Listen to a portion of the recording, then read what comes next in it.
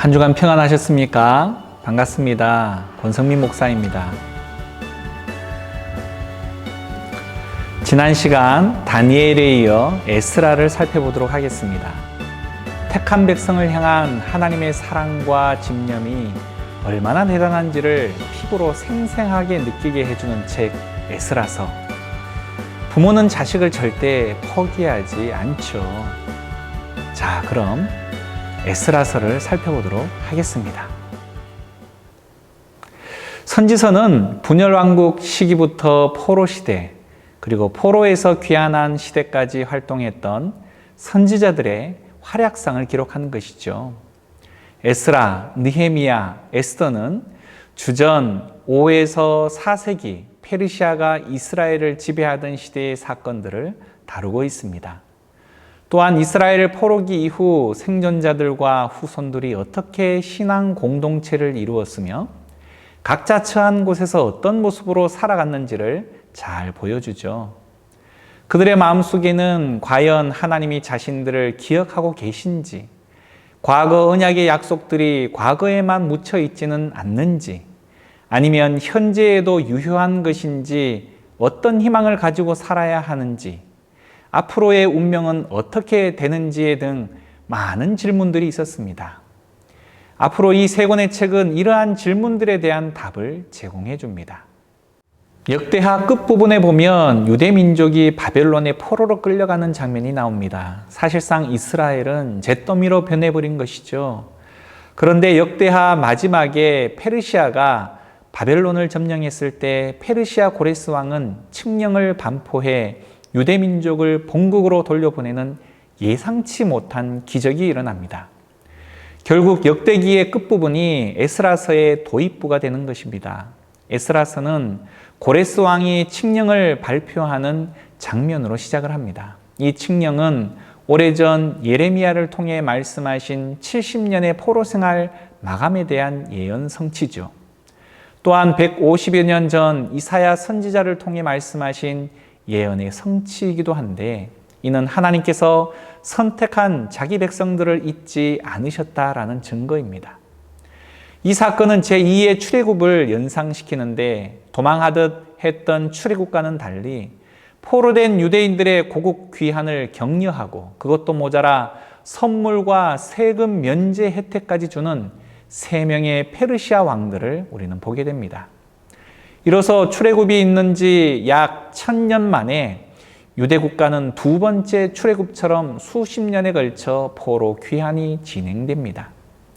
유대인들에게 본국으로의 귀환은 너무나 반가운 일이었지만 한편으로는 또 하나의 시련과도 같았습니다. 왜냐하면 바벨론에 무려 70년이나 억류되어 있었기 때문이죠. 포로 1세대들의 상당수는 벌써 세상을 떠났고 새로운 세대들 대부분은 이국 땅에서 태어난 사람들입니다. 고국 예루살렘은 무려 1500km나 되는 거리였고 포로 생활이었지만 삶의 터전을 떠난다라고 말하는 것은 고향 땅을 떠나온 포로 1세대들에게는 어마어마한 감격일지 모르겠지만 포로지에서 태어난 세대들에게 있어서는 마냥 기대만 가득했던 것은 아니었기에 적잖은 망설임이 있었습니다. 게다가 바벨론으로 끌려간 유대인들은 대부분 사회적 엘리트 계층으로 상당수 백성들이 이스라엘 땅에 남아 있었습니다. 그들은 오랜 기간 이방 종교와 풍습의 영향을 받으며 종교적 순수성을 상실하고 말았죠. 그리고 이미 70여 년 땅을 차지하고 있었던 그들에게 포로민의 고향으로의 귀환은 그저 달갑지만은 않은 침입과 같이 느껴졌을 것입니다. 바벨론이 포로로 잡혀갔던 유대인들의 수는 대략 200만 명에 달했습니다. 그 가운데 약 5만 명만이 수룹바벨이라는 지도자와 함께 귀환하기로 결단을 했죠. 이를 1차 포로 귀환이라고 부릅니다. 그들은 고향에 돌아온 후 성전 재건을 최우선 순위로 삼았습니다. 성전 재건은 단지 예배 장소를 마련하는 것 이상의 중대한 의미를 지니는 큰 사건이었는데 그들과 하나님과의 관계를 재건축하는 의미가 있었기 때문입니다. 유다 백성들은 성전의 기초 공사를 완료하고 성대한 잔치를 베풀었습니다. 여기저기 흥겨운 노래들이 울려 퍼졌고 하나님을 찬양하는 소리도 드높이 울렸습니다. 그러나 슬퍼하는 무리들도 있었습니다. 과거 솔로몬 성전에 웅장하고 화려했던 위용을 목격했던 노인들은 규모적으로 초라한 새 성전의 모습을 보고서 과거의 영화를 떠올리며 그만 울음을 터뜨린 것입니다. 그마저도 성전 건축 과정은 순탄치 못했습니다. 귀한 백성들에게 반감을 품고 있던 정착민 무리들이 성전 건축을 돕겠다라고 왔죠. 하지만 바벨론 포로기를 거치면서 종교적 순수성을 추구하는 귀한 공동체 입장에서 볼 때 정착민들은 인종적으로나 종교적으로 이방인들과 혼합화되어 버려 이스라엘 백성으로서의 순수성을 상실하였기 때문에 그들의 제안을 그저 받아들일 수가 없었습니다. 그러자 그들은 어디 두고 보자 라며 그들을 모함하는 거짓말을 꾸며 인편으로 정복국 페르시아 관리들에게 전하는가 하면 그들을 매수하여 고레스 왕과 그 다음 다리오 왕에 이르기까지 성전 건축을 끈질기게 해방 놓아 건축 작업을 중단시켰습니다. 또한 아수에로 왕과 아닥사스다 왕에게까지 투서 플레이를 통해 성전 건축을 지속시킬 시 그들이 세금을 바치지 않을 것이다 라고 거짓말까지 했습니다. 결국 페르시아 왕은 성전 건축 중단명을 내렸고 20년 가까이 멈춰서 버렸습니다. 이스라엘도 가만히 지켜보고만 있을 수 없었습니다. 그들도 페르시아 왕에게 서신을 보내 이전 고레스 왕의 칙령을 들면서 성전 건축에 대한 재검토를 요청했고 왕의 서기관들이 오랜 칙령의 문서와 서판을 뒤져 자료를 재확인하면서 성전 건축은 마침내 재개되어 주전 515년에 완공이 됩니다. 성전 재건축 역사가 시작된 이후 에스라가 약 2,000명을 데리고 1차 귀환 후 약 80년 뒤에 추가로 귀환을 합니다. 그러나 그의 눈에 보인 고향, 특히 성전은 정말 실망스럽기 짝이 없었습니다.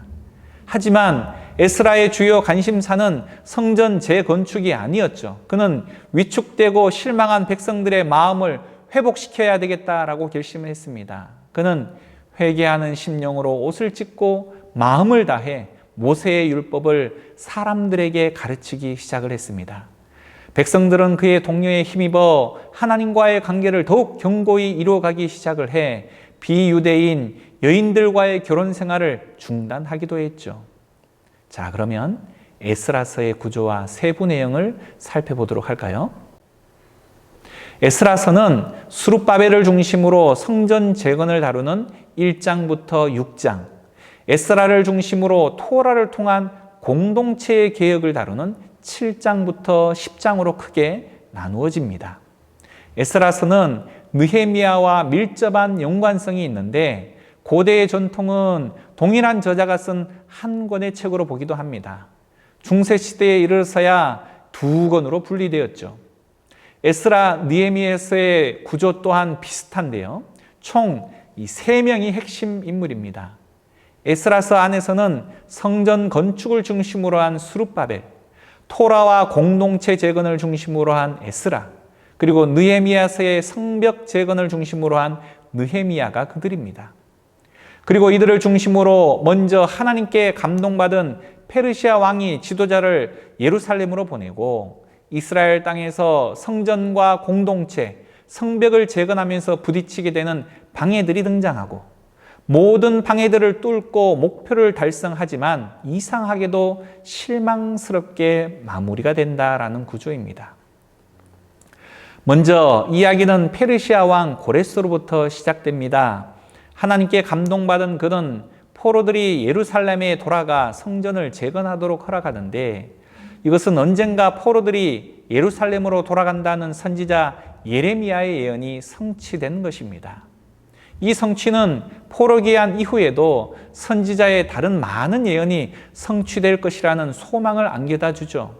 즉 다윗의 혈통에서 나실 미래의 메시아에 대한 소망, 하나님이 그의 백성 가운데 거하실 성전 재건에 대한 소망, 하나님의 나라가 임해 열방이 복을 받을 소망들입니다. 다윗의 후손인 스룹바벨을 리더로 귀환한 자들이 성전에 기초를 놓습니다. 그는 바벨론의 씨라는 이름의 뜻으로 바벨론 포로기에 태어난 세대를 대표하는 인물로서 큰 무리의 이스라엘 백성을 이끌고 예루살렘으로 돌아오죠. 그들은 정착 후 우선 제단을 만들어 제사를 드리고 이후 성전을 재건하는데 바벨론으로 끌려가지 않았던 이스라엘 사람들과 후손들이 성전 재건을 돕겠다고 나아옵니다.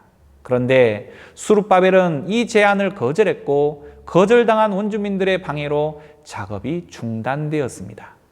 18년이 지난 후 선지자 학개와 스가랴의 활동으로 성전 건축이 재개되며 주전 515년에 드디어 완공이 되어집니다. 주전 586년 바벨론의 느부갓네살 왕에 의해 솔로몬의 성전이 파괴된 때로부터 정확히 70년이 지난 후에 성전이 다시 완공된 것으로 많은 학자들이 이것을 70년 포로 생활의 상징적 마감으로 봅니다. 이 성전은 스룹바벨의 지하에 완공되었다라고 해서 스룹바벨 성전이라고 부르기도 하고 제2의 성전이라고 부르기도 합니다. 새 성전을 보며 기뻐하는 사람들도 있었지만 솔로몬의 성전을 이미 경험한 장로들은 그들의 영광스러운 과거와 너무 달랐기 때문에 크게 통곡을 하게 됩니다. 에스라는 아론의 후손이자 율법에 능통한 학자였습니다. 그가 활동한 시기는 페르시아 왕 아닥사스다 1세 때입니다. 에스라가 백성들을 이끌고 귀환한 때가 주전 458년으로 1차 포로 귀환 이후 약 80년 후이자 성전이 완성된 지 57년 후입니다. 그는 율법을 가르치는 사명을 담당하는데 하나님의 말씀인 토라가 여전히 종교적, 사회적 지침임을 보여주고 있죠. 그는 이스라엘의 영적 재각성과 사회적 재건을 간절히 소망했지만 또다시 실망스러운 모습을 보게 됩니다. 1차로 귀환한 백성들은 포로기 이전에 지었던 죄들을 반복했는데요. 특별히 이들 다수가 기존의 예루살렘 주변에 살던 포로 출신이 아닌 여성들과 결혼을 했습니다. 그 중에는 유대인뿐 아니라 이방 여인들도 있었습니다. 이방 여인들과의 통혼은 역사적으로도 우상 숭배와 배교로 달리는 지름길이었기에 에스라는 율법의 계명들을 들어 예루살렘 주변에 살던 사람들은 가나안 족속처럼 귀환한 백성들을 타락시킬 것이라 경고하면서 이스라엘은 거룩하니 고대 가나안 족속과 구별되어야 한다라고 호소를 합니다. 그런 후 지도자들을 결집하고 법령을 시행해 이 모든 결혼을 무효화하고 이방 여인들과 아이들을 쫓아내도록 하지만 부분적으로만 성과를 이룰 뿐이었습니다. 이것은 포로기 이후 귀환한 백성들의 문제가 다시 심각해지고 있음을 잘 보여주는 예로서 이제는 정신 차리고 하나님의 말씀에만 순종하며 살아야 하는데 그것이 잘 되지 않고 있음을 보여주고 있는 것입니다. 단순히 포로 생활을 끝내고 스룹바벨이나 에스라를 통해 외형적 성전을 재건하거나 정치, 사회적 개혁을 이루었지만 그들의 영적 상태는 이전과 전혀 다를 바가 없었던 것이죠. 핵심적인 인간의 마음의 문제는 다루지 못한 것이죠. 결국 그분을 사랑하고 그분께 순종하기 위해서는 마음을 온전히 새롭게 해야만 하는 것입니다. 하나님께서는 학사 에스라를 통해 또 한 번의 기회를 주셨습니다. 우리도 동일한 죄를 반복하며 쥐고 살아가고 있지는 않은지, 그렇다면 삶의 과감한 개혁이 필요한 때인 것입니다. 에스라서는 하나님은 자신을 경배하지 않는 이방의 왕들을 통해서도 역사하신다라는 사실을 보여주죠. 다시 말해 하나님은 단순히 이스라엘에 국한된 분이 아니며 세상의 임금들을 주관하시는 분이시자 역사의 주인이심을 보여줍니다. 그 하나님께서는 끝없이 반역하는 그의 백성들을 향한 사랑의 집념을 보여주시는데 하나님께서 언제까지 이런 일을 반복하셔야 하는지에 대해 지금 우리에게도 질문을 던지고 계신다라는 것입니다. 여기까지 에스라서였습니다. 다음 주 영상은 학개서입니다. 많은 기대 있으시길 바라겠고요. 강의를 보시고 난 느낌이나 제안사항은 댓글로 달아주시면 감사하겠습니다. 또한 성실 아카데미 유튜브 채널 성실교회 홈페이지 메인 화면에서도 만나보실 수 있으십니다. 혹여라도 놓친 강의가 있다면 다시 찾으셔서 보실 수도 있으시다는 것이죠. 지인들과 함께 나누시면서 말씀을 더욱 가까이 하실 수 있기를 소망하며 말씀을 알아가는 기쁨과 은혜가 우리 모두에게 가득하시길 소망하고 한 주간도 평안하시길 소망합니다. 감사합니다.